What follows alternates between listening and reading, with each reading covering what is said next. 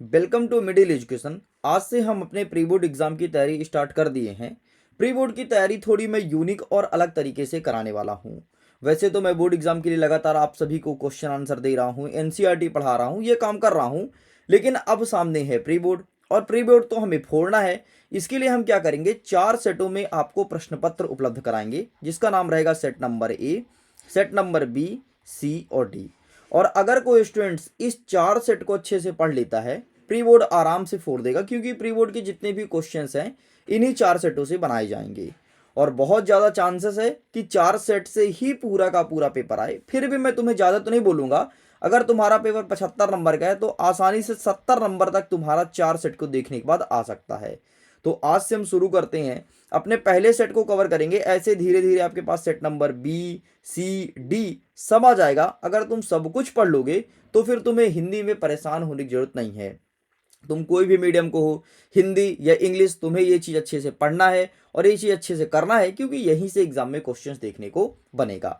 यहाँ पर लिखा भी है प्री बोर्ड परीक्षा वर्ष 2025-26 कक्षा 10वीं हिंदी विषय का है। और हिंदी और इंग्लिश वर्जन मतलब दोनों मीडियम के स्टूडेंट के लिए काफ़ी इंपॉर्टेंट होना है। एंड यहाँ पर निर्देश में लिखा है, जैसे सभी प्रश्न को हल करना अनिवार्य है। 1 से 5 तक हमें वस्तुनिष्ठ क्वेश्चन देखने को मिलेगा, जो कि प्रत्येक क्वेश्चन 1 अंक का रहेगा। टोटल हमें 23 क्वेश्चन देखने को मिलेगा, सभी में अतिरिक्त विकल्प दिया जाएगा। 6 से 17 तक 2 अंकीय क्वेश्चन देखने को मिलेगा, जिसका आंसर आपको 30 शब्दों में लिखना है। बाकी आगे के क्वेश्चन 3 अंकीय और आगे क्वेश्चन 4 अंकीय में अटेंड करना है, जिसका शब्द सीमा लिखा है। परेशान मत होना, हम आंसर लिखेंगे शब्द सीमा को ध्यान में रखते हुए। बाकी बोर्ड एग्जाम के पिछले 4 साल का प्रश्न पत्र और उसका सोल्यूशन मैं अपने एप्लीकेशन पर अपलोड कर दिया है। अगर आपने नहीं देखा तो जाइए जा करके देखिए। बाय द वे, यहाँ पर हम क्वेश्चंस को सॉल्व करने वाले हैं, तो फटाफट तैयार हो जाओ और एक एक क्वेश्चंस को उड़ाते हैं। हमारा पहला प्रश्न कहता है कि सही विकल्प का चयन करके लिखो।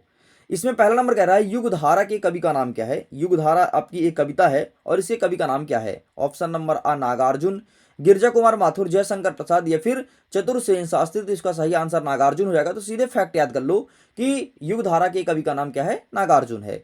नेक्स्ट कह रहा है कि नई कविता के कवि का नाम क्या है। हमारे पास फिर से 4 ऑप्शन, निराला, सूर्यकांत त्रिपाठी, सॉरी सुमित्रानंदन पंत, महादेव वर्मा, रघुवीर सहाय। तो इसका सही आंसर ऑप्शन नंबर द रघुवीर सहाय हो जाएगा। नेक्स्ट कहता है कि थके पथिक की पंथा में कौन सा अलंकार है। तो यहां पर हो जाएगा आपका अनुप्रास अलंकार, क्योंकि देखो ना, था था, ये था शब्द बार बार आया, इसलिए थके पथिक की पंथा एक अनुप्रास अलंकार का उदाहरण है। बाल गोविंद भगत पाठ की विधा क्या है। मैंने पढ़ाया, चिल्ला चिल्ला करके पढ़ाया कि भाई यह एक संस्मरण है। तो इसका सही आंसर आपको संस्मरण लगाना है। नेक्स्ट कहता है कि नेताजी की मूर्ति पर चश्मा कौन लगाता था। बच्चे बच्चे को पता है कि कैप्टन चश्मा वाला लगाता था। तो इसका सही आंसर लगाओगे ऑप्शन नंबर आ, कैप्टन चश्मा वाला। बालक तारकेश्वर नाथ को उसकी पिता टीका लगाते थे। तो उसके पिता का टीका लगाते थे, तो भभूत का टीका लगाते थे। तो ये सही उत्तर हो जाएगा। तो इस प्रकार से आपका ये होता है कंप्लीट। आगे बढ़ते हैं। प्रश्न क्रमांक 2 कह रहा है कि रिक्त स्थान की पूर्ति कीजिए। पहला नंबर कह रहा है कि तुलसीदास के गुरु का नाम क्या है। तो ये प्रश्न बना है तुम्हारे कवि परिचय से। तो इसका सही आंसर तुम्हें लिखना है नरहरिदास। ठीक है, नरहरिदास। नेक्स्ट कहता है शब्द शक्ति कितने प्रकार के होते हैं। तो 3 प्रकार के होते हैं, एक अभिधा, दूसरा लक्षण, तीसरा व्यंजना। दोहा के प्रथम और तृतीय पंक्ति में कितनी कितनी मात्रा होती है। मैंने तुम्हें याद करने का ट्रिक बताया था। देखो, जब भी दोहा है और पहला और तृतीय बोले ना, तो हमेशा 13-13 मात्राएं होगी। तो इसका सही आंसर आपको लगाना है 13-13। और जब बोले कभी दूसरा और चौथा, तो इसमें होती है 11-11 मात्राएं बस, है ना। तो पहला और तृतीय तो 13-13 मात्राएं होती है, याद कर लो अगर तुम्हें ट्रिक नहीं पता तो। नेक्स्ट कहता है कि आधुनिक काल का प्रारंभ कब से माना जाता है। तो आधुनिक काल आपका प्रारंभ होता है 19वीं शताब्दी में। तो 1900 यहाँ पर सही उत्तर हो जाएगा। छायावाद का प्रारंभ कब से हुआ है। तो छायावाद हुआ है 1920 से। तो ये सही उत्तर हो जाएगा। कहानी के कितने तत्व माने गए हैं। तो कहानी के बहुत सारे तत्व हैं, नाटक, एकांकी, उपन्यास। तो इस प्रकार से कुल 6 तत्व हैं। तो इसका आंसर तुम्हें 6 करना है। और ये सारे क्वेश्चंस को बहुत अच्छे से याद कर लेना, तुम्हारे प्री बोर्ड में यही सब क्वेश्चन देखने को मिलेगा। आगे बढ़ते हैं। नेक्स्ट कह रहा है कि सही जोड़ी को मिलाइए। एक साइड लिखा है स्तंभ आ, दूसरा लिखा है स्तंभ नंबर बा। पहला नंबर कह रहा है विनय पत्रिका। तो विनय पत्रिका का हो जाएगा आपका तुलसीदास। सेकंड नंबर कह रहा है कि गले का हार होना मतलब अत्यंत प्रिय होना। तो ये हो जाएगा। नेक्स्ट कहता है साहित्य लहरी। तो इसका सही आंसर क्या हो जाएगा, साहित्य लहरी का। एक काम करते हैं, इसको छोड़ते हैं। वैसे तो इसका सूरदास की एक रचना है, तो मिला दो भाई सूरदास। रिपोतार्ज की भाषा क्या है। तो यहाँ पर तुम्हारा फ्रेंच हो जाएगा। पहाड़ पर लालटेन, तो इसको किसने लिखा है। तो इसको लिखा है मंगलेश डबराल जी लिखते हैं। और एकांकी, एकांकी, तो यहाँ पर सही आंसर तुम्हारा क्या हो जाएगा, अब कौन कौन सा ऑप्शन बचा है, तो ये विज्ञान का दुरुपयोग, आप इसको टिक कर दो, ये एक अंक ही हो जाएगा तुम्हारा। ठीक, खत्म। इस प्रकार से भी कंप्लीट होता है। आगे बढ़ते हैं प्रश्न क्रमांक 4 की तरफ, जिसमें कह रहा है एक वाक्य में उत्तर दीजिए। पहला नंबर कह रहा है कि राम लक्ष्मण परशुराम संवाद रामचरित के किस कांड का अंश है, तो यह एक बाल कांड का अंश है। ठीक है, तो यहाँ पर आपको बाल कांड लिखना है। और मैंने चैप्टर को बहुत अच्छे से पढ़ाया है टॉपर सीरीज में, तो तुम्हें पूरी पूरी कहानी भी याद होगी, किस किस प्रकार से वो गए थे, कैसे पहुंचे, सब कुछ मैंने डिटेल में बात किया है।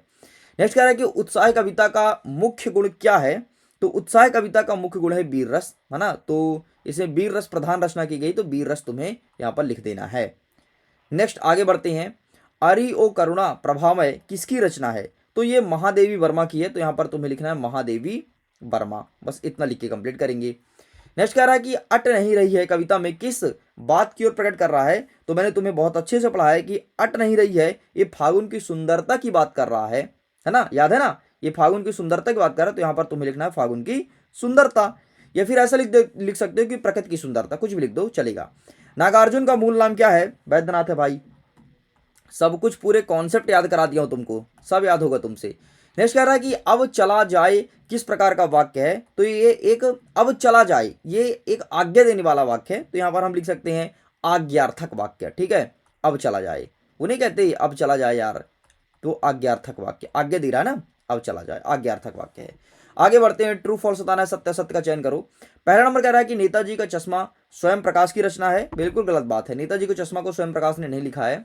नेक्स्ट कह रहा है कि बिस्मिल्लाह खां की श्रद्धा काशी विश्वनाथ के प्रति अपार थी, तो बिल्कुल सही हो जाएगा। जो जीता ना जा सके उसे अजेय कहते हैं, तो बिल्कुल सही बात है। नेक्स्ट कह रहा है कि जिन शब्दों के कई अर्थ होते हैं वे अनेकार्थी शब्द कहलाते हैं, तो जिसके एक से अनेक अर्थ होते हैं क्या वो एकार्थी कहलाते हैं, तो यहां पर आपको सिंपल सा टिक कर देना है हाँ। नेक्स्ट कहता है कि जहां नायक नायिका के विरह का वर्णन होता है क्या वहां संयोग रस होता है, नहीं। जब बोला है विरह, विरह मतलब बिछड़ना, और यहाँ पर वियोग होगा, संयोग कैसे होगा, तो हो जाएगा वियोग, मतलब ये तुम्हारा उत्तर हो जाएगा गलत। नेक्स्ट कह रहा है कि मात्रिक छंद में मात्राओं की गणना होती, तो यहाँ पर वर्ण लिखा है, बिल्कुल ये भी गलत हो जाएगा, क्योंकि मात्रिक छंद में मात्राओं की गणना होती है और वाणिज्य छंद में वर्णों की गणना होती है। भाई टॉपर सीरीज का हर एक चीज याद तो है ना, यही काम आएगा तुम्हें टॉपर सीरीज में, जो जो चिल्ला चिल्ला करके मैं पढ़ाया हूं, अब तो तुम्हारा प्रैक्टिस है, और अगर ये क्वेश्चन लगा लोगे मतलब एग्जाम को फोड़ दोगे। अच्छा सुनो, अगर इसका पीडीएफ वगैरह तुम्हें डाउनलोड करना है, लिंक डिस्क्रिप्शन बॉक्स में जाकर के पीडीएफ डाउनलोड कर लेना। क्वेश्चन पेपर विद सोल्यूशन, देखो ऐसे सोल्यूशन भी लेकर के आया हूं, तो question paper with solution PDF तुम्हें मिल जाएगा, एक सेट का नहीं बल्कि 4 के चारों सेटों का मिल जाएगा, परेशान मत होना। लिंक डिस्क्रिप्शन बॉक्स में है, चेकआउट करो, डाउनलोड करो, और घर बैठे इन सभी क्वेश्चंस को सॉल्व कर लो। तुम्हारी प्री बोर्ड की तैयारी तो बहुत अच्छी हो ही जाएगी, साथ में बोर्ड एग्जाम के लिए भी तुम्हारे वरदान से कम साबित नहीं होगा, ध्यान रखना। चलो आगे छठवां नंबर कहता है कि छायावाद की 2 प्रमुख विशेषताएं लिखिए। तो छायावाद की विशेषताएं, सबसे पहले छायावाद में जितने भी रचनाएं होती थी वो मानवीय रचनाएं होती थी, मतलब मानवीय और रहस्यात्मक दिखाई देता था। और दूसरा पॉइंट ऐसा रख सकते हैं कि छायावाद में जितनी भी रचनाएं होती थी वो व्यक्तिगत अनुभव के संबंधित रचना होती थी, मतलब जो लेखक के जीवन में बीतता था वही लेखक लिखता था। अथवा में कह रहा है कि रीत काल के 2 कवि का नाम, उसकी रचना बताना है, तो एक बिहारी, आंसर में दिखा देता हूं भाई, परेशान मत होना। तो इसका आंसर ये रहा तुम्हारे सामने, ठीक है, ये छायावाद वाला, तो ये रहा पहला और दूसरा पॉइंट। और अथवा में रीतिकाल के 2 कवि का नाम, तो एक रहा तुम्हारे सामने बिहारी, जो लिखते हैं बिहारी सतसई, और दूसरा तुम्हारे केशव हैं जो लिखते हैं रसिक प्रिय, तो ये तुम्हें लिख देना है, ठीक। तो केशव का क्या हो जाएगा, रसिक प्रिय, बस इतना लिख के कंप्लीट करेंगे। आगे बढ़ते हैं नेक्स्ट, तुलसीदास तथा मंगलेश डबराल की काव्यगत विशेषताएं निम्न बिंदु के आधार पर देना है। 2 नंबर का क्वेश्चन है, केवल तुम्हें लिखना है 2 रचनाएं और केवल भाव पक्ष लिखना है, भाई जितना बोला उतना लिखना है, ठीक है। ये देखो, तो 2 रचना हम लिखेंगे, रामचरितमानस और विनय पत्रिका, और भाव पक्ष में केवल हम लिखेंगे कि तुलसीदास के काव्य में भक्ति, मर्यादा और आदर्श जीवन के मूल्यों की प्रधानता है, बस इतना लिख के कंप्लीट करेंगे, है ना। अगर चाहते हो तो 1 पॉइंट और लिख सकते हो, बाकी एकदम एग्जाम ओरिएंटेड आंसर दे रहा हूं, इतना ही तुम्हें लिख करके आना है। अगर चाहो तो 2 पॉइंट लिखो, वरना 1 पॉइंट में तुम्हें 1 नंबर मिल जाएगा, क्योंकि क्वेश्चन कितने नंबर का है, 2 नंबर का है, ठीक। तो जैसे क्वेश्चन का डिमांड हमें वैसे ही आंसर करना है।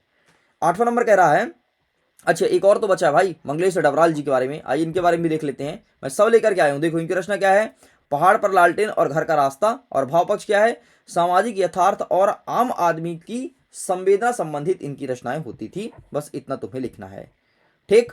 चलो आगे बढ़ते हैं, नेक्स्ट हमारा क्वेश्चन क्या कह रहा है, नेक्स्ट कह रहा है कि मर्यादा न लेने के माध्यम से कौन सी मर्यादा में न रहने की बात कही जा रही है, और अथवा में कह रहा है कि परशुराम के क्रोध करने पर लक्ष्मण ने धनुष टूट जाने पर कौन कौन से तर्क दिए थे। तो आइए दिखा देता हूं इसका आंसर। तो ये रहा तुम्हारे सामने, मर्यादा ना रही के माध्यम से कौन सी मर्यादा की बात कही रही थी। तो इसका आंसर यहाँ पर लिखना है, यहाँ क्षत्रिय मर्यादा में ना रहने की बात कही जा रही थी, क्योंकि धनुष टूटने पर परशुराम का अत्यधिक क्रोध मर्यादा के विरुद्ध है। ठीक, ये हुआ। अथवा का देख लो, कौन सा तर्क दिया था। तो ये वो लिखे थे कि धनुष पुराना है, जर्जर है, इसलिए टूट गया, इसमें राम भगवान का कोई दोष नहीं है, बस ये तुम्हें लिख देना है। आगे बढ़ते हैं नेक्स्ट क्वेश्चन की तरफ। नेक्स्ट 9 नंबर कहता है कि राम लक्ष्मण परशुराम संवाद में व्यंग का अनूठा सौंदर्य क्या है। मतलब ऐसा कौन सी बातें जो तुम्हें अच्छी लगी राम लक्ष्मण परशुराम संवाद में। और अथवा में कह रहा है कि कवि की आंख फागुन की सुंदरता से क्यों नहीं हट रही है। आइए दिखाता हूं, ये रहा राम लक्ष्मण परशुराम संवाद का अनूठा व्यंग। ठीक है, यहां से लेकर के तुम्हें यहां तक लिखना है। और अथवा में कह रहा है कि इनकी सुंदरता क्यों नहीं हट रही, तो ये यहां तक कंप्लीट होता है, बस इतना तुम्हें चिपका देना है। ठीक, पूरा का पूरा आंसर एग्जाम ओरिएंटेड है। 2 नंबर का क्वेश्चन है, तो हम 2 नंबर के हिसाब से आंसर लाए हैं, है ना। चलो आगे बढ़ते हैं। 10वां नंबर कह रहा है कि मुक्तक काव्य किसे कहते हैं। और अथवा में कह रहा है कि मानवीकरण अलंकार की परिभाषा उदाहरण सहित लिखना है। आइए दिखाते हैं मुक्तक काव्य। देखो, जिस काव्य में प्रत्येक पद्य स्वतंत्र अर्थ रखता हो और किसी कथा से जुड़ा ना हो, उसे मुक्तक काव्य कहते हैं। ये तुम्हें चुपचाप चिपका देना है। अथवा में कहता है मानवीकरण अलंकार, मैंने तुम्हें बताया था, जहां किसी निर्जीव वस्तु की तुलना मनुष्य से की जाती है उसे कहते हैं मानवीकरण अलंकार। जैसे नदी मुस्कुरा रही है, नदी थोड़ी ना मुस्कुराती है, लेकिन हम तुलना तो कर रहे हैं ना, इसकी तुलना मनुष्य से कर रहे हैं, बस यही है तुम्हारा मानवीकरण अलंकार। आगे बढ़ते हैं। रस किसे कहते हैं, इसकी परिभाषा लिखनी है। और अथवा में कहता है कि हास्य रस की परिभाषा उदाहरण सहित बताना है। और देखते हैं रस। देखो, किसी काव्य को पढ़ने पर जो हमें आनंद की अनुभूति होती है उसे रस कहते हैं। ठीक है, और हास्य रस पूछा जहां हंसी उत्पन्न हो। वैसे मैंने एक तुम्हें टॉपर सीरीज में बहुत अच्छे से बताया था सभी रस का एक डेफिनेशन, कि सा हृदय के हृदय में स्थित हस नामक स्थायी भाव, जब विभव अनुभव संचारी भाव संयोग होता है वहां पर हास्य रस की उत्पत्ति होती है। याद है, बताया था ना। और मैंने एग्जाम्पल दिया था कि बंदर कहा बनरिया से चलो नहाने गंगा, घर में छोड़ो बच्चों को होने दो हुड़दंगा। बस ये तुम्हें चिपका देना है। ठीक, तो ये मैं शॉर्ट में लिख दिया हूं, बाकी तुम्हें यहाँ पर डिटेल में समझा भी दिया। चलो भाई आगे बढ़ते हैं। नेक्स्ट कह रहा है कि राम वृक्ष बेनीपुरी और मनु भंडारी की साहित्यिक परिचय निम्न बिंदुओं के आधार पर देना है। ये भी 2 नंबर का क्वेश्चन है और 2 पॉइंट पूछा। देख, 2 रचनाएं और भाषा शैली। ठीक, भाषा और शैली केवल तुम्हें एक लाइन लिखना है और 2 रचनाएं केवल लिख देना, बस। 2 रचना के लिए आधा नंबर यहां से मिल जाएगा और एक तुम शैली लिखोगे, भाषा शैली, 1 नंबर तुम्हें यहां से मिल जाएगा। इस प्रकार से 2 नंबर होता है कंप्लीट। देख यार, जो मैं आंसर दिखा रहा हूं ना, तो इस आंसर को मैं कम फोकस किया हूं, मैं क्वेश्चन को ज्यादा फोकस किया हूं, मतलब क्वेश्चन ज्यादा अच्छे से समझाऊंगा। आंसर क्या, आंसर तो तुम्हारे पास भी है, तुम वहां से भी देख सकते हो, लेकिन फिर भी तुम्हारी सहायता के लिए मैं आंसर लेकर के आया हूं ताकि तुम्हें परेशानी ना हो। तो ये देखते हैं 12 नंबर का आंसर। इनकी 2 रचनाएं कौन कौन सी हो जाएगी। माटी की मूर्त और चिता के फूल। ठीक है, और भाषा शैली सरल, भावात्मक और प्रभावशाली इनकी भाषा शैली थी। अथवा हम देख लो, मनु भंडारी जी का यहाँ पर लेकर के आया हूं। ठीक है, तो यही सच है और आपका बंटी, ये आंसर है। और सहज और इसका भाषा कैसे था, संवादात्मक भाषा था। बस इतना आपको लिखना था। आगे बढ़ते हैं। नेक्स्ट 13 नंबर कह रहा है कि सेनानी ना होते हुए भी चश्मे वाले को लोग कैप्टन क्यों कहते थे। 2 नंबर का क्वेश्चन है। और अथवा में कह रहा है कि लेखिका के पिता रसोई घर को भटियार खाना क्यों कह करके संबोधित करते थे। तो सबसे पहले सेनानी वाला देख लेते हैं कि उसे लोग कैप्टन क्यों कहते थे। क्योंकि उसके अंदर देशभक्ति था, जुनून था, और जो नेताजी की मूर्ति लगी थी ना, उसमें डेली पहनाने आता था चश्मा, इसलिए लोग उसे कैप्टन कहते थे। ठीक है, और अथवा वाला देख लेते हैं कि लेखक के पिता उन्हें भटियार खाना क्यों कहते थे। क्योंकि जब उनकी सभी बहन की शादी हो गई थी, अगर तुम्हें कहानी याद होगा तो लेखिका के पिता लेखिका से प्यार करने लगे थे। पहले प्यार नहीं करते थे, पहले उसे कलूठी समझते थे, और फिर बोले कि बेटा तुम तो जीवन में बहुत कुछ कर सकती हो, लेकिन अगर तुम किचन के कार्यों में व्यस्त हो गई तो कुछ नहीं कर पाओगी। इसलिए कहा कि किचन एक भटियार खाना है, अगर वहां जो जाता है वो दब जाता है, अपनी प्रतिभाओं को नहीं दिखा पाते हैं, तो तुम किचन का काम छोड़ो, तुम बाहर का काम करो। तब जाकर के लेखिका ने आंदोलन वगैरह किया था और उनके पिता बहुत ज्यादा प्रभावित हुए थे और उसकी बिटिया की बहुत ज्यादा तारीफ हो रही थी। भाई टॉपर सीरीज में सब पढ़ाया हूँ, याद है ना, याद है कि नहीं है भाई, एक बार बता दो अगर तुमको याद हो तो। और जिसको याद ना आ रहा हो ना, क्लासेस डली है, जाकर के देख ले मेरे भाई, अभी भी तेरा कुछ नहीं बिगड़ा है। और नहीं देखेगा तो इसमें तेरा घाटा मेरा कुछ नहीं जाता, समझ रहे हो ना। तो तुम्हारे लिए सब कुछ कर दिया हूं, जितना कुछ हो सकता था और जितना बेहतरीन हो सकता था। अब देख तेरे लिए प्री बोर्ड का जो पेपर लाया हूं 100% क्वेश्चन नहीं से आएगा, लेकिन अब तू क्या करेगा पता है, तू सारे सेट के वीडियोस को नहीं देखेगा, एक दो देख लेगा, फिर ऐसे मुंह लटकाए बैठे रहेगा, फिर एग्जाम देने जाएगा, फिर एक दो क्वेश्चन आएंगे क्योंकि तूने एक दो सेट देखा है, फिर बोलेगा साहब आपने दिया तो सब लेकिन राम राम हो गया, कुछ नहीं पढ़े साहब, आपका दिया बताया हुआ आया तो था लेकिन हमने पढ़ा नहीं है। तो ये फिर तेरी गलती हो जाएगी। चल आगे बढ़ते हैं। 14 नंबर कहता है कि कैप्टन कौन था वह मूर्ति के चश्मे को बार बार क्यों बदलता था, और अथवा में कहता है कि कहानी और उपन्यास में अंतर बताइए। तो वही दिखाते हैं कैप्टन कौन था। कैप्टन एक चश्मा बेचने वाला व्यक्ति था। वह मूर्ति की गरिमा बनाए रखने के लिए बार बार चश्मा को बदल देता था, और वो जो चश्मा मूर्ति पे लगाता था, अगर कोई ग्राहक उसे खरीद लेता था, उसे पसंद आता था, वो चश्मा भी उसे दे देता था। ये उसकी सीन थी। ठीक है। और अथवा में कहानी और उपन्यास में अंतर, तो कहानी छोटी होती है, उपन्यास विस्तृत होती है, और कहानी में पात्र कम होते हैं जबकि उपन्यास में भर भर के पात्र होते हैं। अरे भैया कहानी से बड़ा तो उपन्यास होता है ना। नेक्स्ट देख, रेखा चित्र और संस्मरण में अंतर पूछा है, और अथवा कह रहा है कि नाटक और एकांकी में अंतर। अब ये जो 3 अंतर मैं दिया हूं ना, 3 में से 1 या 2 अंतर तुम्हारे एग्जाम में आ जाएगा, देख लेना आ जाएगा भाई, ऐसे कि ऐसे ही आएगा, सेम क्वेश्चन चिपकेगा, क्वेश्चन में दाएं से बाएं भी नहीं होगा, तू देख लेना। ठीक, तो आइए देख लेते हैं इसका आंसर। ये रहा तुम्हारे सामने रेखा चित्र और संस्मरण, और ये रहा नाटक और एकांकी, बाकी यहाँ पर चिपका दिया हूं आंसर, देख लीजिएगा। ठीक, अब मैं इस पर ज्यादा डिटेल में बात नहीं करूंगा। आगे बढ़ते हैं। नेक्स्ट 16 नंबर कह रहा है कि निम्नलिखित के लिए एक शब्द में उत्तर देना है। ठीक है भाई, सब कुछ जानने वाला सर्वज्ञ कहलाता है, जैसे तुम सर्वज्ञ हो, सब कुछ जानते हो, है ना, तो तुम्हें तो मैं सर्वज्ञ कह ही सकता हूँ। नेक्स्ट कहता है जिसका कोई आकार ना हो तो निराकार कहलाता है, जैसे ब्रह्मा जी कहते हैं कि निराकार ब्रह्मा है, मतलब जिसका कोई आकार नहीं है, तो ब्रह्मा जी का कोई आकार नहीं भाई, निराकार ब्रह्मा है। अथवा में कह रहा है कि समास विग्रह करना है, पीताम्बर, सिंपल सा, पीला है जिसका अंबर बराबर पीताम्बर। त्रिलोकी, 3 लोकों में समाहित, या तीन लोकों का, त्रिलोकी मतलब तीनों लोक। ठीक, तो इसे त्रिलोकी कहते हैं, जैसे भगवान शंकर जी, शिव शंकर, सब जानते हो भाई। ये देखो 3 धन लोक और पीता, ये धन मत लगाना, ठीक है, यहाँ पर थोड़ी आंसर में त्रुटियां कर दिया हूं भाई। पीताम्बर होगा पीला है जिसका अंबर, अर्थात कर्मधारा है समास। ठीक है, तो इसे मैं तो मैं हटा ही देता हूँ, नहीं तो तुम लिख दोगे एग्जाम में, फिर मुझे तुम आके चिल्लाओगे कि साहब आपने तो, हाँ भाई। ठीक है, त्रिलोकी 3 लोक, या 3 लोकों को समूह, उसे कहते हैं त्रिलोकी। बस इतना तुम्हें चिपकाना है। आगे बढ़ते हैं। 17 नंबर, हिरोशिमा की घटना विज्ञान का भयंकरतम दुरुपयोग है, आपकी दृष्टि में विज्ञान का दुरुपयोग कहां तक और किस तरह हो रहा है। अथवा में कह रहा है कि भोलानाथ अपने साथियों को देखकर के इसी सकना क्यों भूल जाता है। आइए दिखाते हैं, ये रहा विज्ञान का दुरुपयोग वाला, take a screenshot and Bholanath साथियों को देखकर किसी सकना क्यों भूल जाता है, इसका भी आंसर लिखा हूं। याद करो, जब भोलानाथ की मम्मी बाकायदे उसकी चोटी वोटी बना देती है, रोने लगता है, पिटाने लगता है, फिर उसके पिताजी उसे बाहर ले जाते थे खिलाने के लिए, जैसे ही साथियों को दिखता था भूल जाता था, है ना। याद करो, मैंने कहानी में भी बताया था तुमको कि भोलानाथ क्या करता था, कौन सा खेल खेलता था, कहीं शादी कर रहा है ना, कहीं बारात लेके जा रहा है, तो कहीं खेती कर रहा है, कहीं कुएं से पानी खींच रहा है, याद तो है ना। अरे थोड़ी थोड़ी भी याद होगा ना, उत्तर लिख दोगे।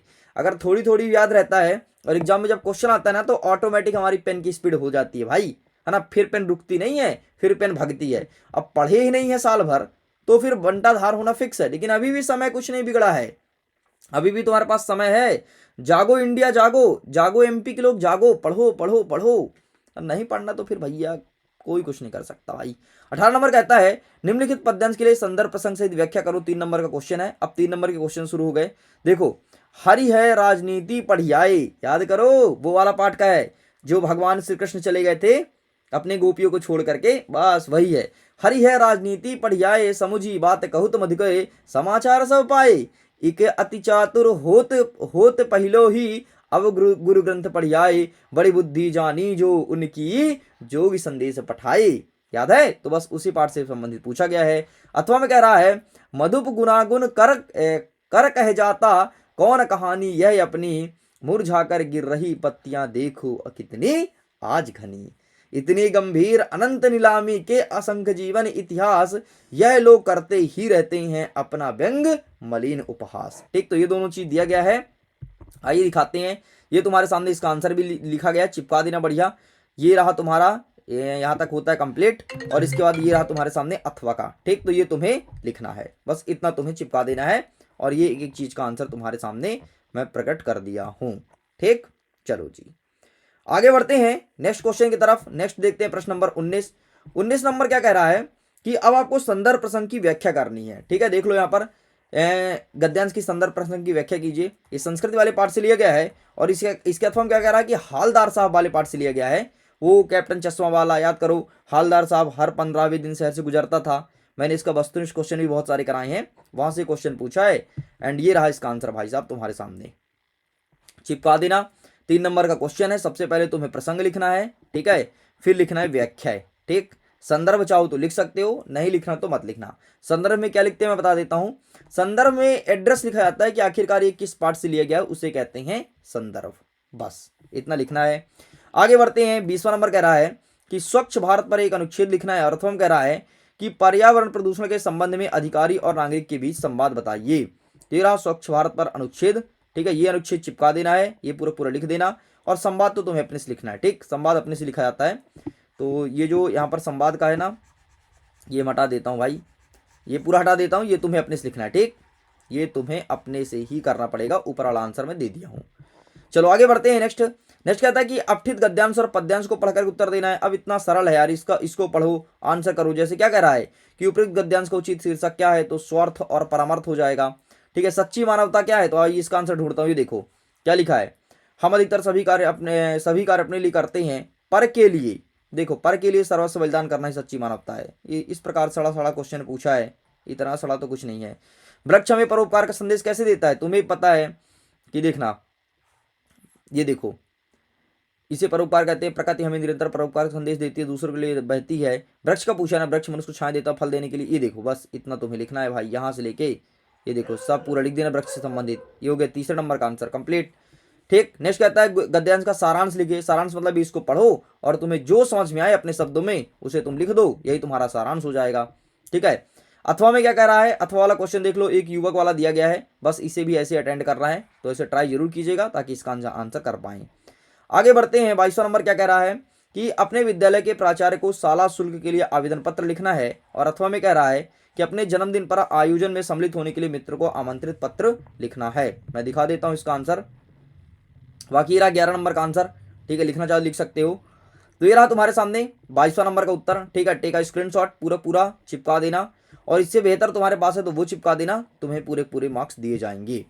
चलो आगे बढ़ते हैं, नेक्स्ट देख लेते हैं। नेक्स्ट हमारा 23वां नंबर क्या कह रहा है कि निबंध लिखना है। अब निबंध जो 5 दिया हूं ना, इनमें से ही 2-3 आएगा तुम्हारे एग्जाम में, इसके बाहर तुम्हें कुछ नहीं पढ़ना है, तो जो मैं दिया हूं उतना ही करना है, बाकी निबंध अपने बुक से देख लीजिएगा। इस प्रकार से तुम्हारा सेट नंबर 1 होता है पूरा पूरा द एंड, मतलब कंप्लीट। सब कुछ कंप्लीट कर दिया हूं। तुम्हें अगर कहीं कोई दिक्कत है तो मेरे से पूछना जरूर, बाकी चिल करो, तुम परेशान मत हो, पूरा पूरा 100% क्वेश्चन यही जाएगा। और तुम्हें भी पता है जो मैं बताता हूं वही क्वेश्चन एग्जाम में देखने को मिलते हैं।